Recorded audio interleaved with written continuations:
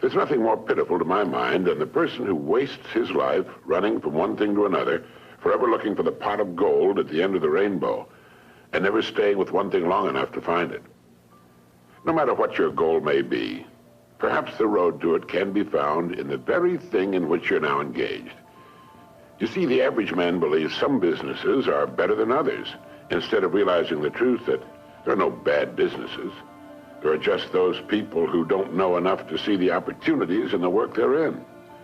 No matter what our work happens to be, it's our business. We're the manager. If there seems to be no future or opportunity in it, it isn't always because it's not there, but perhaps only because we can't see it. A farmer once poked a tiny pumpkin into an empty jug. The pumpkin grew until it completely filled the jug and could grow no more.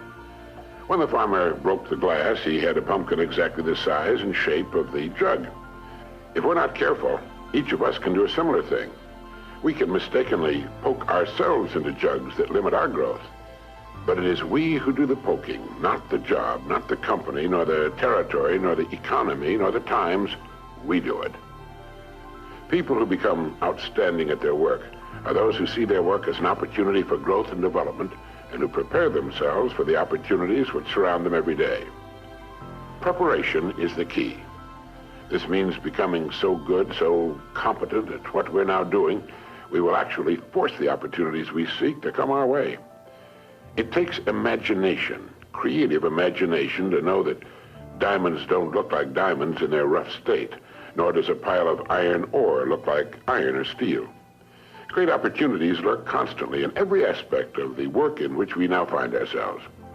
In order to begin prospecting your acres of diamonds, start to develop a faculty called intelligent objectivity, the ability to stand off and look at your job as a stranger might, a stranger who considers your pasture greener than his own. To do this, start at the beginning. Within the framework of what industry or profession does your job fall? You know all you can know about your industry. How did it begin? Why did it begin? Who started it and when? What's your industry's annual dollar volume? How fast has it grown during the past 20 years? What's its projected growth during the next 10 years? In short, start now to become a student of your industry. You'll be amazed at the results. In 5 years or less, you can become a national expert in your field. And it's the experts who write their own tickets in life. Surveys indicate that the great majority of people seem to look at their jobs as being as far as they can go, as the end of the line. They need to realize how really desperately an expanding and dynamic industry needs and seeks the uncommon person who is prepared to share in its growth, how richly it will reward this person of vision and action.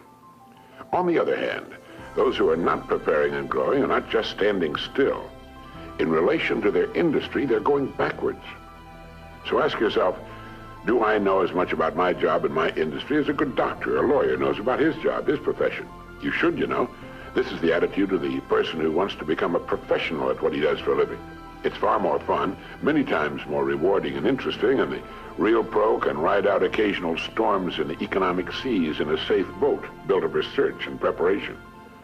In order to become a professional in a world of amateurs, we need to study 3 important subjects. 1, our company and the industry in which it operates. 2, our job and perhaps the next step upward in our career. And 3, we need to study people, since successfully serving and getting along with people will determine our success or failure.